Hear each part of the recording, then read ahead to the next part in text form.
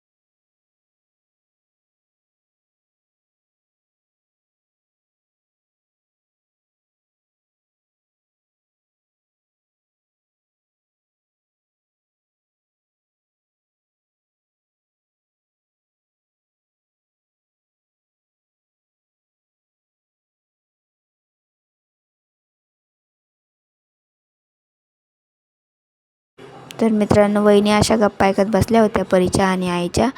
परी चपात्या टाकत होती.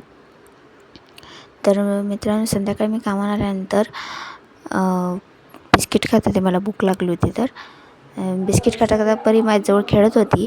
अशी बसून कॅरेटमध्ये बसली होती ती माझ्याजवळ बसून होती. मग आमचे जेवण वगैरे झाले सगळे.